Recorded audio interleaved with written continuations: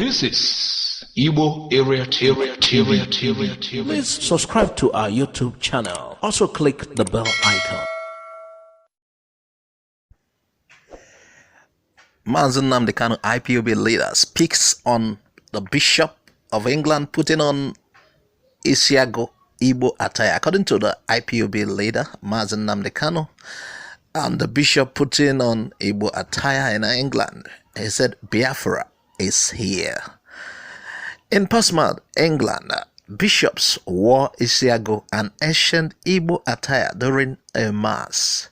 For IPOB leader Nnamdi Kanu, it is a sign Biafra is coming, though many may not comprehend it. To him, it is not a surprise, even though it is a rare thing. It has never happened before, but is an indication Biafra is on the way. It seems everyone will join in the chorus soon. All hail Biafra. A lot of countries will say, let Biafra go. The Biafran leader also believes that the world would have no choice to let Biafra go soon, after a 1 million march in Washington DC next month. You know, there is IPOB is planning a 1 million march in Washington DC next month. About 1 million people who are pro-Biafrans will gather, will march and protest, demanding Biafra's freedom. IPOB leader believes after such march, the leaders of the world, the people that the people that makes decisions for the world, will have no other reason not to allow Biafra go. At least work towards a referendum to know if these people are really willing to go. And you know what will happen if such a referendum takes place? Definitely, you will say for Alibo, at least 99%. You know why a lot of people have not lent their voice to the struggle? They are waiting for it to get hotter. A lot of elites in Igbo land are actually behind the struggle, but because of fear. But once they see a foreign backing, a foreign support, you will see them come home. You will see them come close. You will see them asking, where are we going to help? So it's a matter of time. Some people are even telling me that the referendum will be 100% yes to Biafra. Definitely. And when it happens, it will not be, this time it will not be just an Igbo speaking Biafra. A lot of states in the former Eastern regions will get involved. Please, we'd like to know what you think concerning the Aquago. We know, yes, Aquago is not manufactured in Alibo. It is imported.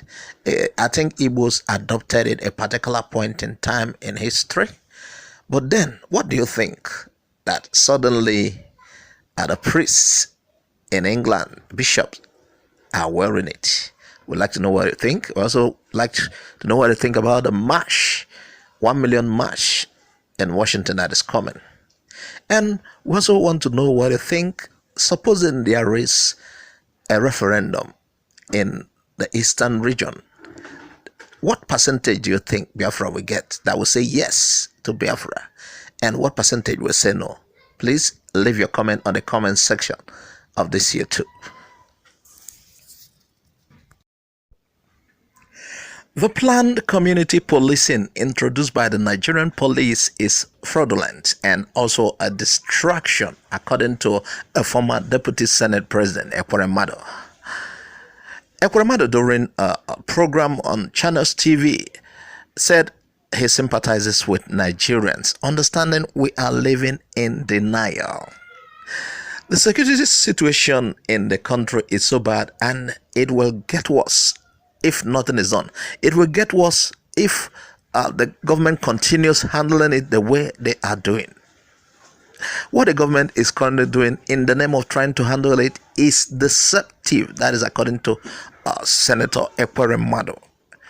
He said the IGP, Inspector General of Police, approached them seeking volunteers who will be giving information to the police, who will help find out what the challenges are. But the fact is that the people hardly trust the police these days. The attitude of the police is making people not to build trust on them.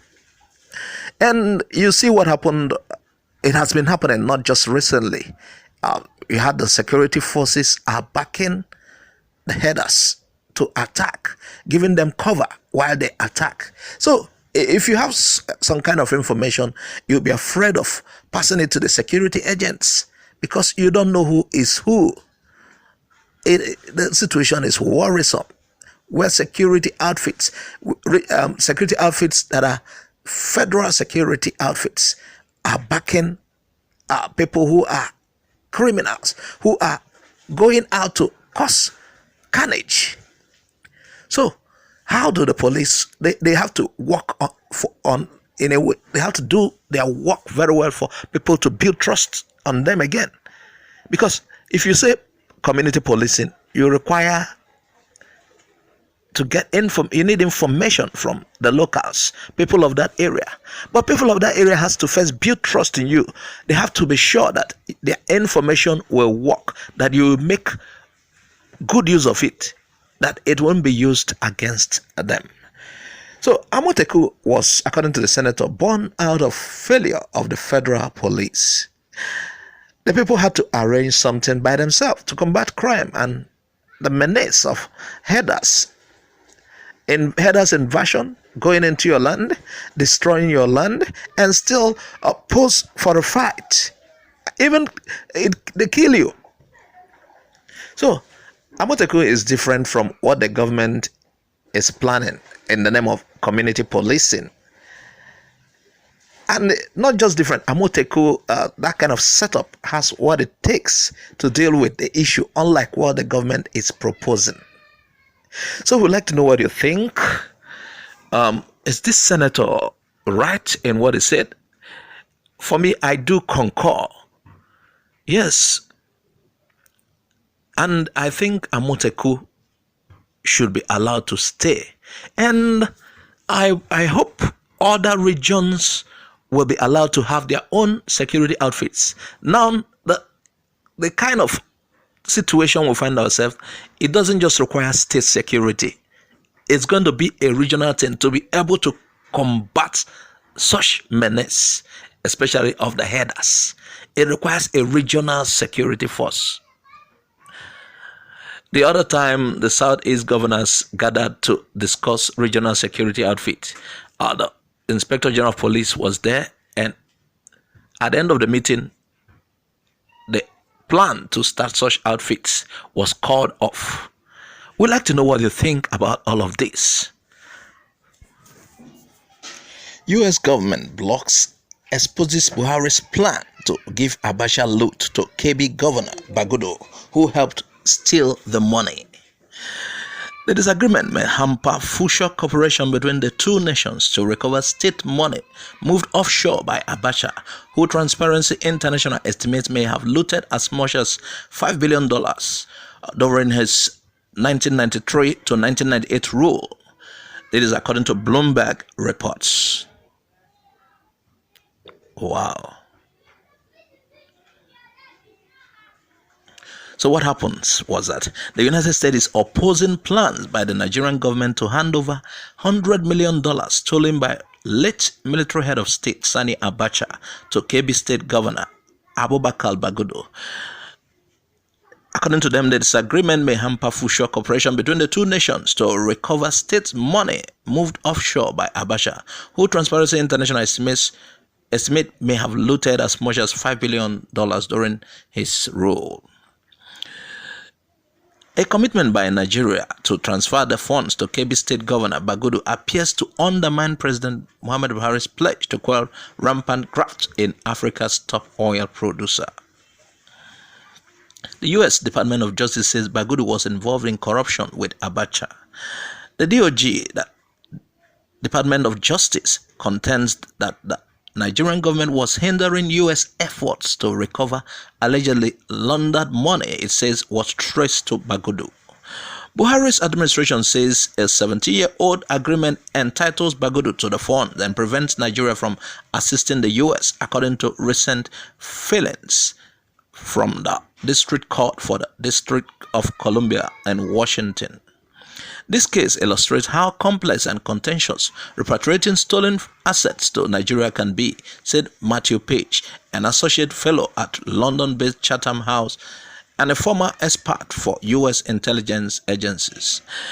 Instead of welcoming U.S. efforts, Nigerian lawyers appear to be supporting the interest of one of the country's most powerful families. Neither Bagudu nor a spokesperson for Attorney General of the Federation, Abubakar Malami, responded to a request for comments. Successive Nigerian governments have sought to recoup the money looted by Abacha, who died in office, and have so far repatriated more than $2 billion with the cooperation of other countries, according to U.S. court filings. In the case involving Bagudu, the U.S. in 2013 initiated a official action against a host of assets, including 4 investment portfolios held in London in trust for him and his family, according to the district court's filings. The DOJ said in a February 3 statement that Bagudu, 58, was part of a network controlled by Abacha that embezzled, misappropriated, and extorted billions from the government of Nigeria. Bagudu is the chairman of governors representing the ruling All Progressive Congress. Under the terms of that accord, which was approved by a UK court, Bagudu returned $163 million of allegedly laundered money to the Nigerian authorities, which in exchange dropped all outstanding civil and criminal claims against him, stemming from his involvement in government corruption, according to a December 3 memorandum opinion by District Judge John D. Bates in Washington DC. This meant Nigeria renounced any interest whatsoever in Bagudu's trust asset, including those the U.S. is attempting to recover for the West African nation, the opinion stated. So you know what is happening. The U.S. is opposing the Nigerian government plan to